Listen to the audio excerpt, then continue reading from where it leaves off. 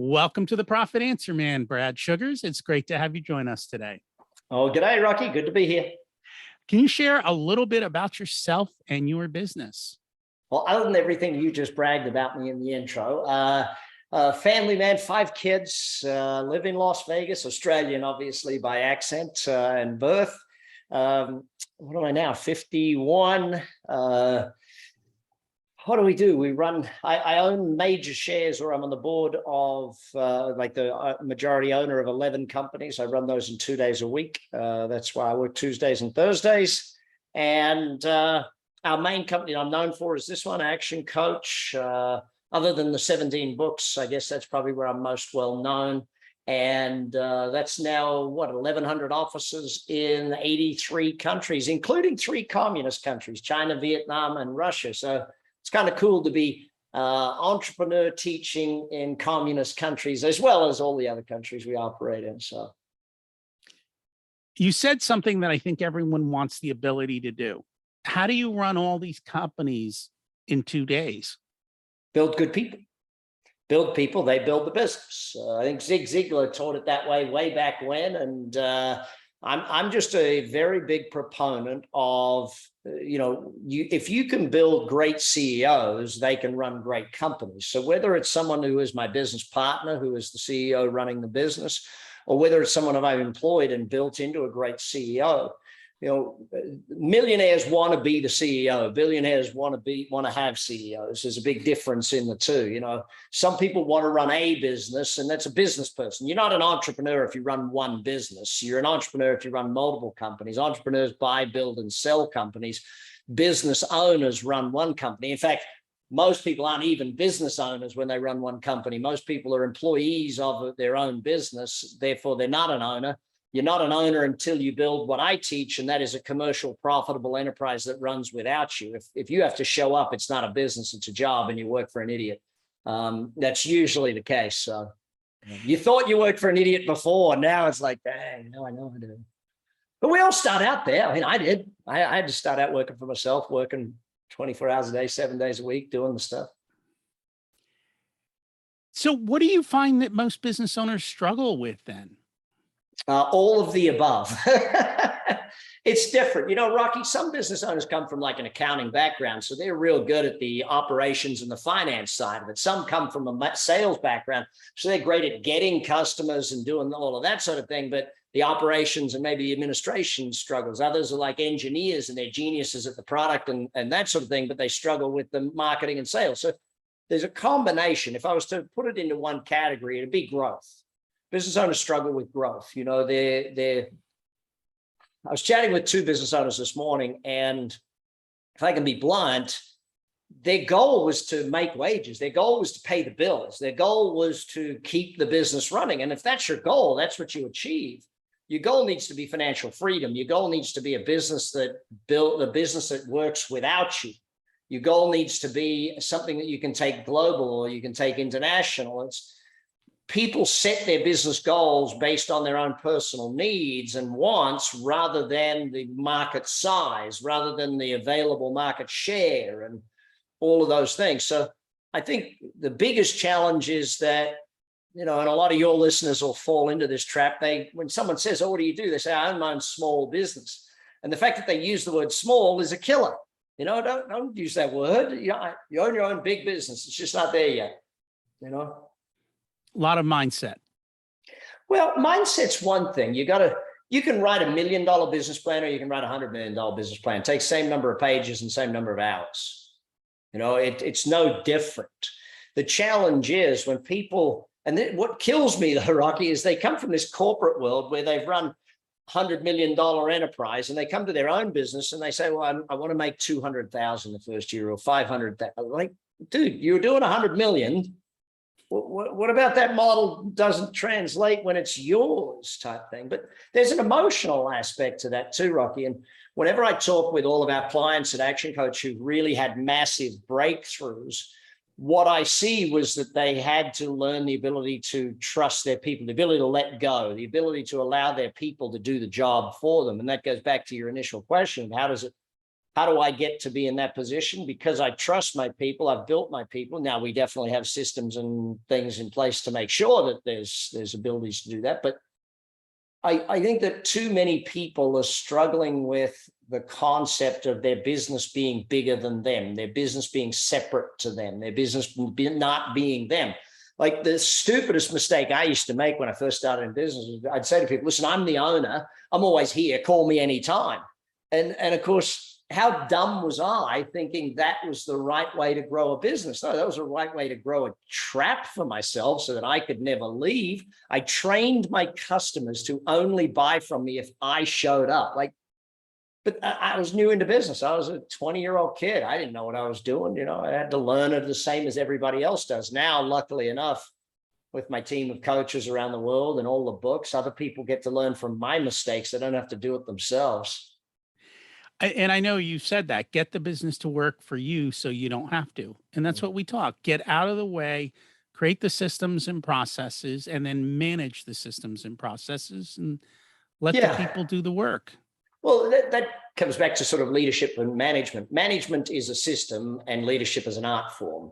Management is a systematic methodology of meetings and reporting that makes certain things happen. Management is really about two things, productivity and capability. If someone lacks the ability to do it, it's bad management because you haven't mentored them, trained them, taught them, coached them, educated them how to do their job. And I see that in a lot of businesses where pay peanuts, get monkeys is a philosophy. I remember when I first started out, I used to think, well, I can save 10 grand a year on wages if I employ that person instead of that person. And I didn't save 10 grand a year. I cost myself 200 grand a year by employing that person instead of that person because, I had to spend all my time doing that. But management is really about competency and really about, the efficiency and that productivity of the human being. And then leadership is about passion and focus.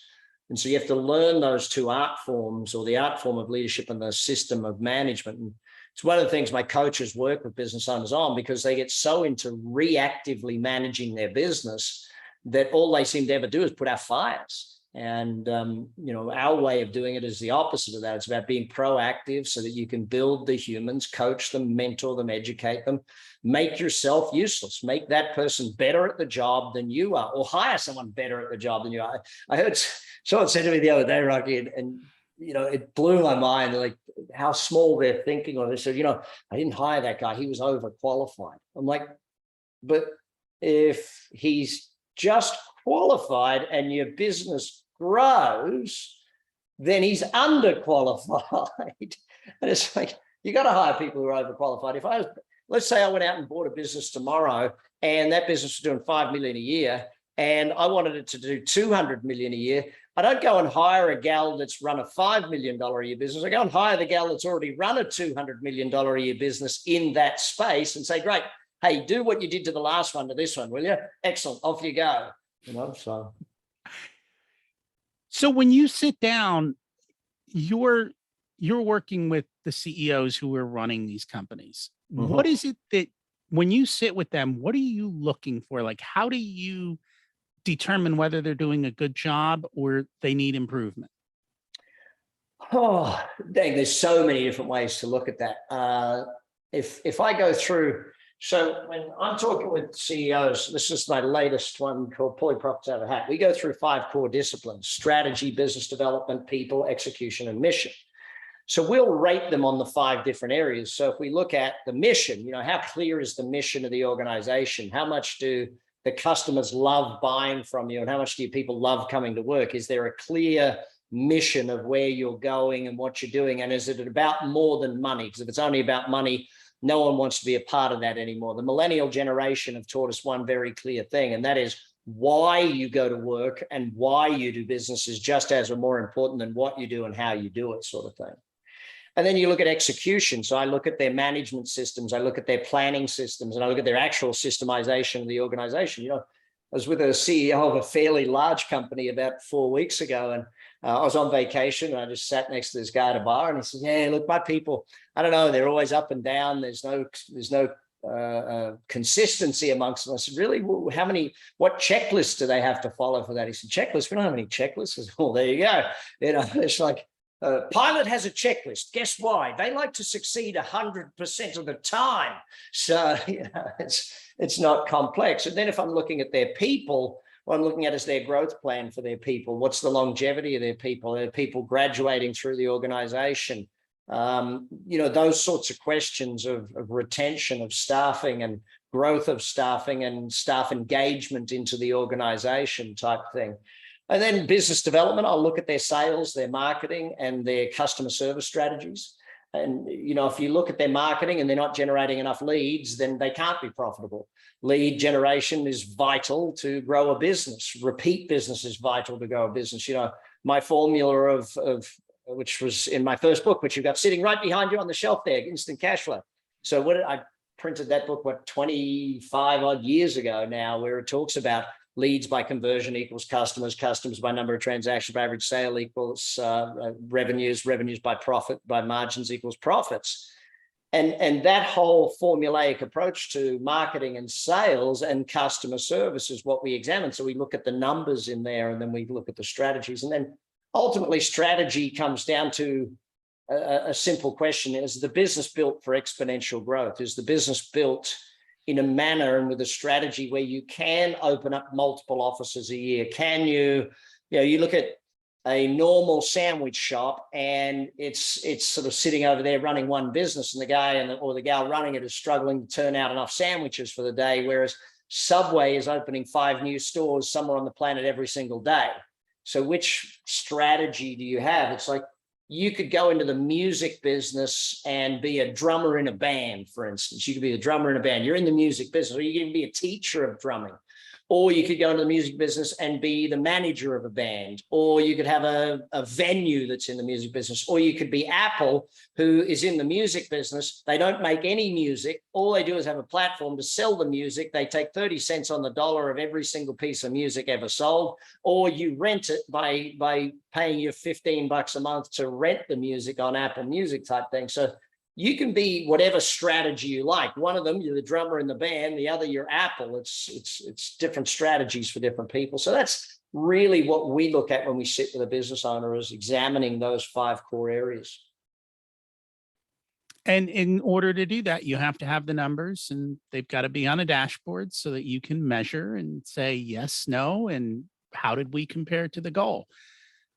Yeah, look, kids get a report card every year at the end of school.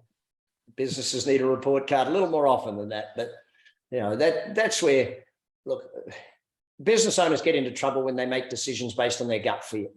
If you don't have the numbers in front of you, if you don't make decisions based on the numbers, and I'm not just talking about historic numbers, profit and loss is one great indicator, but your lead flow numbers and your conversion rate will tell you what you're going to do next month or next quarter. It's those predictors that are more important than the results, I guess. And what I find is what happens is they get their lead flow going, then they get a bunch of sales, then they start to fulfill the sales, and then they forget about the lead flow. And then 6 months later, it's like, well, where are my leads? Well, you turned off the lead system. And so you have to keep it all flowing and make sure that every part of your business is getting the attention it deserves. Well, that comes back to you doing everything yourself. I mean, if you're the marketing manager and the sales manager and the operations manager and the trash collection guy and if you're all things, you can't do all of them. I remember when I first started ActionCOACH and I moved the business to America, and I opened the office, and I had I think it was at least a dozen desks in the office, and it was just me and one other person at the time. And everyone came in and said, well, why all the desks? I said, because within a year we're going to have them all full. No use opening with one desk if in a year's time I need. So my marketing manager desk was over there. And so I would go and sit at the marketing manager desk when I was doing marketing. I'd sit at the finance. Like if people called me on a Tuesday and said, need to talk to your finance person, they come in on Fridays. It was still me, but I sat at that desk on Fridays and did the marketing stuff, wearing all the different hats type thing. But ultimately, if you don't have someone accountable for a position, and it goes back to a very important lesson in business, Rocky, and that is, if you don't have results in an area of your business, it's because you've either got the wrong person or you don't have a person in that area of your business. And so most people, they try and, if I can be really blunt, let me be really Australian. Saving a wage costs you a fortune. And what I try to do is I tell everyone, hey, come up with your hourly wage. And if a job is going to take less than your hourly wage, then pay somebody to do it so you can go earn your much, much higher hourly wage. Where's your best, where do you best suit the company, and where can you bring the most value? And not just in business, in life. In life. Stop mowing the lawn.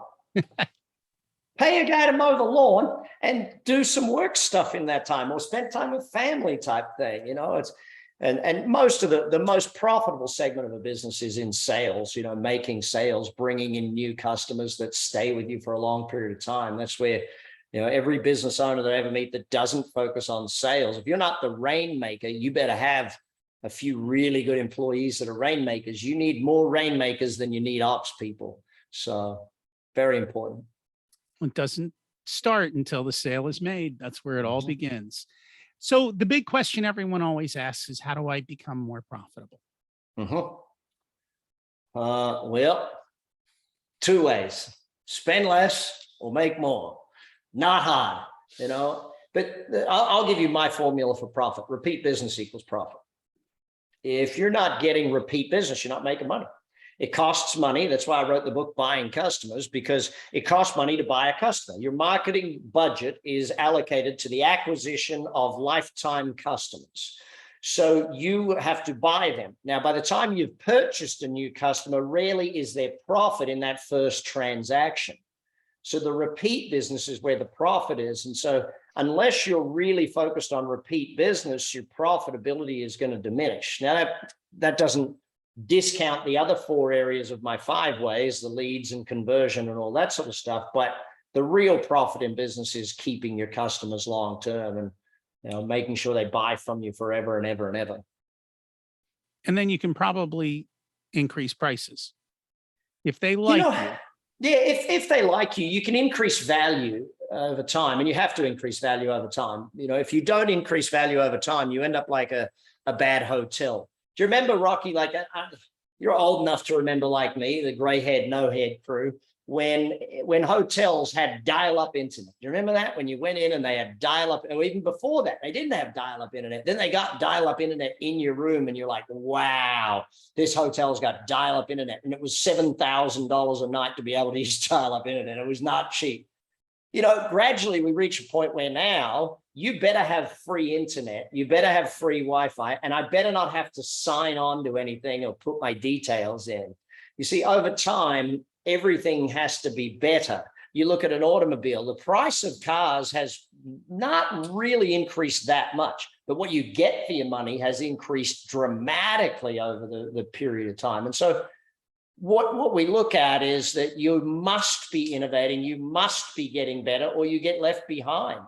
If you're not proactive in change, then your business dies. It's as simple as that. You look outside, here, I've got trees outside of my windows. I'm working from my home office today, and that tree is either growing or dying, and so is your business. If you try and have status quo or try and keep your business the same as it's been, you're out of business. No two ways about it, because while your sales stay the same, your costs are always going up.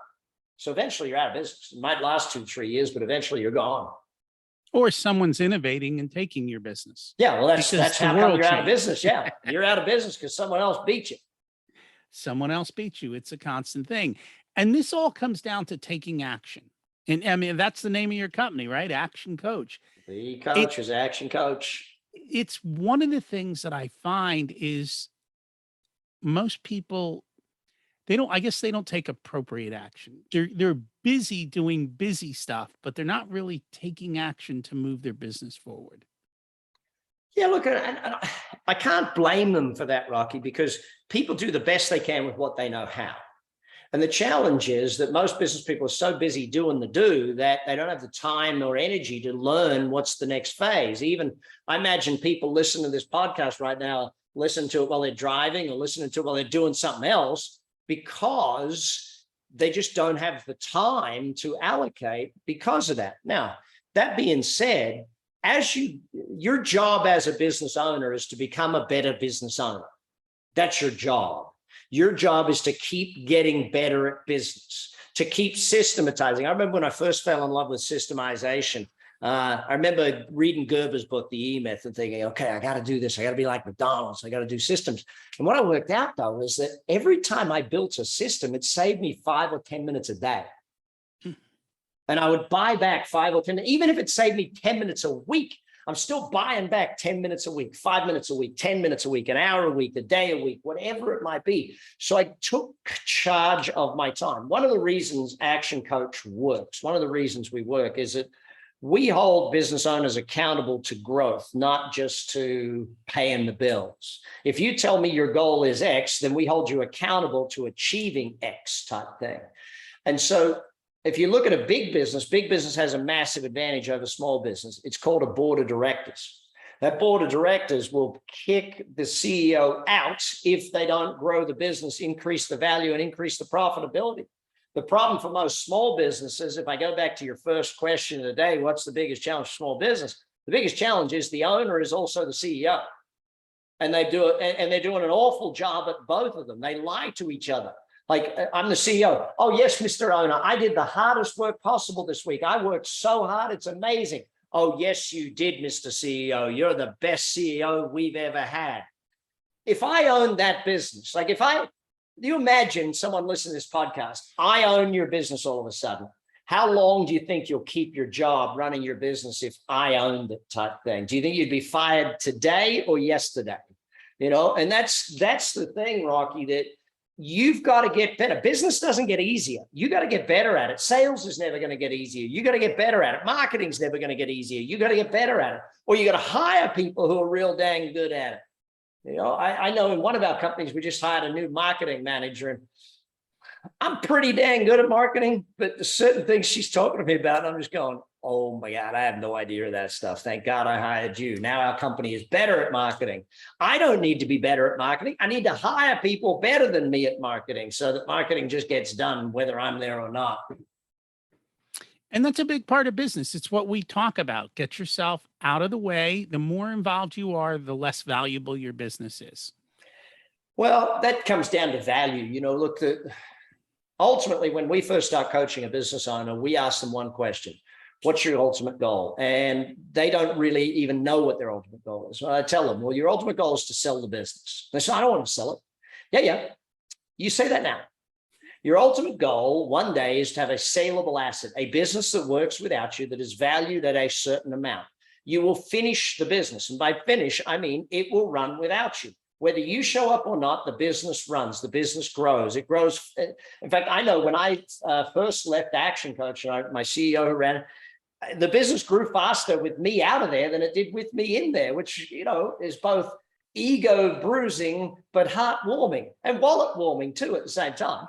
But you sit back and you start looking at how much you have to grow to build that business. And that's where goals are a great thing. Remember at 16 years of age from Jim Rohn, learning about goal setting. And one of the key fundamentals that I had to grasp, and that people around me also had to grasp, Rocky. You know, I would tell people, because I met Rohn when I was 16, and I set a goal of financial retirement at age 25. So being financially free from age 25 onwards. And I missed it by 1 year. It was 26 when I hit financial freedom. So I was pretty dang lucky in that regard. Well, not lucky. I worked my tail off to get there. But what I had to learn, and what those people had to learn, because I told some people that, you know, I'm going to retire at 25. And of course they laughed and they said, let me tell you why that's not possible, can't happen, won't happen, specifically won't happen for you. And what they didn't get is that I was willing to grow. I was willing to learn. I was willing to become the person that could achieve those goals. You know, when you set the goal, you can't achieve it. But the sheer fact that you're setting it means you can't do it now. The sheer fact that you haven't already achieved it means with your current knowledge, your current abilities, your current thoughts, your current philosophies, you cannot do that yet.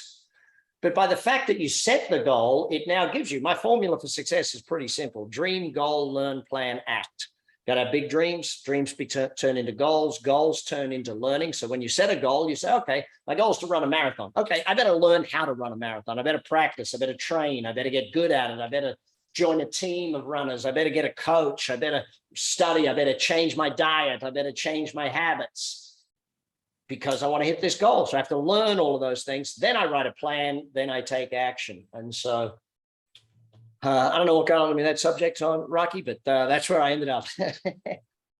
A great speaker trainer of mine once said to me, his name was Dr. Frederick Karen Cotter, Reverend Ike. He said, never let your subject get in the way of what you have to say. So there you go. There you go. You have a program that kind of touches on that, right? 90 days to revolutionize your life. Can you share a little bit about that?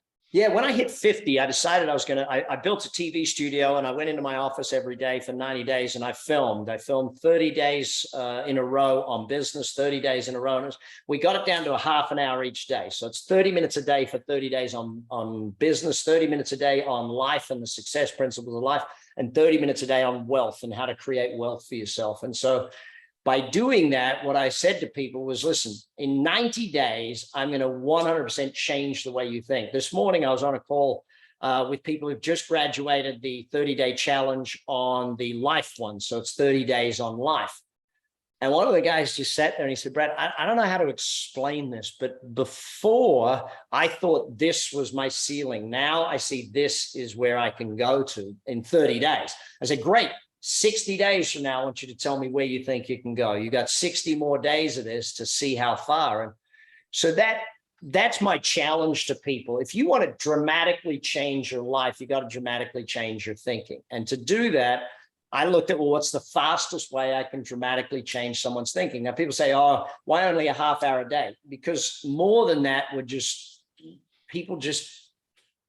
too much to learn, too much to assimilate, and too much to take in. So 30 minutes a day is about the ideal learning amount, and people take that in. And the goal is at 30 days on the life one, you build a life plan, 30 days on business, you build your business plan, and 30 days on wealth, you build your wealth plan. Most people don't have a wealth plan. And I look at them, I say, well, what's your plan for wealth? I don't have one. Okay, it's not going to happen for you then. So dream, goal, learn, plan, act. Most people don't have a business plan other than in their head. Yes. And the question on the life plan, when you ask people if they have a life plan, I think the numbers drop to single digits, especially if you ask, do you have a written life plan? Yeah. People spend more time planning their wedding than they do the marriage. Think about that for a second. Like really, people spend more time planning Friday night than they do their wealth. The weekend is more important than their wealth. And yeah, don't get me started on that one. I get a little upset over that one. I have 5 kids, so I spend a lot of time teaching my kids and my other people. So I have our foundation, just this last year, we educated 1,000 students around the world how to be business owners. So to be employers, not employees. Next year, our goal is to do 10,000 people through that program. I'm accrediting facilitators all across the world to run our YES program to take young entrepreneurs and give them a startup, 12 to 22-year-olds. I was lucky enough at 16, I got introduced to Jim Rohn, but that was because Rotary, the local Rotary Club, had a program, Rotary Youth Leadership Awards. I won that, and they started teaching me about success and about how to be a leader. And boom, all of a sudden, the ripple effect of me attending that one program is so ridiculously large, it's not funny. So I'm looking at the ripple effect of those 1,000 kids I've had through my YES program, and this year we'll do 10,000 of them. And yeah. And I think your timing is perfect, because I think everything I'm seeing, people are tired of college. They're tired of the big bills. They're tired of what they're learning in school. And so entrepreneurship is taking off. It's a hot topic, but people don't know how to be entrepreneurs. They know how to buy a job. They don't even know how to be business people, Rocky, right. Let alone entrepreneurs. How to do one. Doing one is tough enough. Doing multiple, dang, that's a whole other spectrum. But you got to understand that this is you should invest 10 years to build a good business. 10 years with learning, with knowledge, with coaching, with that. Don't think you're going to do it in a year. Don't think that Zuckerberg, Like this whole 20 years to be an overnight success thing just kills me, that people think, oh, I'll start a business and next year I'll be rich. No, you want to start a business and build a business, it's going to take you 3, 7, 10 years to do that. Even when we start coaching a business owner who's been running their business for 10, 15, 20 years, it generally takes a year to undo the stupid stuff. You know, just undoing the stupid thing. Why do you do that? Well, we've always done it that way. Yeah, but that's stupid. Yeah, but we've always done it that way. Yeah, but it's still stupid. Well, okay, it's stupid, but what other way should we do it? All right, let's look at all the other options of how to do that. You know, growing a business, Rocky, is really about growing a business person. If I can grow someone to be a great business person, they can then run as many businesses as they want. Once you've learned management, you've learned management. Once you've learned sales, you've learned sales. Sales is no different one business to the next. It's the same principle of connecting with humans, communication structures, communication strategies, the ability to ask questions, solve problems. That's sales. It's not, if I learn it in one business, I can apply it across to multiple businesses. So yeah. It's figuring out the basic principles and then practicing and applying and rinse and repeat. Build those good people, help them build a great business for you. Any parting thoughts for our listeners? 3 things. Number 1, if you're not subscribed to Rocky's podcast, subscribe to it right now. Number 2, if you are not working with a business coach currently, join the #1 team in the world, ActionCOACH, become a member of our organization, get the knowledge you need. And number 3, I've said it a couple of times, but I want to say it in a slightly different way. I will say it the way it was taught to me. Jim Rohn, when I was 16 years of age, made 3 comments in his seminar. It was Brisbane City Town Hall, Brisbane, Australia. He said 3 things, and I wrote them all down. I printed them up in big writing and put them on the wall for me to remember in front of my desk so that I stayed with this thing. He said, number 1, never wish your life were easier, wish that you were better. Never wish your life were easier, wish that you were better. Number 2, he said, work harder on yourself than you do on your job. Work harder on yourself than you do on your job. And that, I added those 2 together in my brain right there. And I went, dang, if I get better, life gets easier. So if I work on me, life gets easier. No, not complex. And I ran down to Mr. Rohn at the end of that seminar. I was 16 years of age. I had him sign my notes. And I said, Mr. Rohn, what's the one thing for me as a 16-year-old boy that I can do that will guarantee me to be successful? He said, son, it's simple. Read a book a week. Not a book a month, not a book every 2 weeks, a book a week. So I did that. I was 16. I just did what I was told. And hey, presto, here I am. And your first 17 weeks are already secured because there's my 17 books right there. And number 18 is coming out in about 2 months. So there we go. 17 weeks already in track. Get on Amazon, go for your life, buy them all. I will say that is one lesson I've learned is people spend 3 years to write a book, put their best knowledge in there. Most books are under $20, like best time Except spent. For mine are much more expensive than that. Yours are much more. Okay. I have no idea what they cost, right? Maybe we'll have a discount. I'm sure my publisher knows exactly how much they sell for. Thank you so much for joining us today. We'll put how to find you in the show notes and make it easy. It's pretty simple. Google.com, Brad Sugars. Amazingly, all of my websites will come up, or just jump to actioncoach.com. You'll find us there. Thank you so much for joining us today. Be well, mate. Good to be here.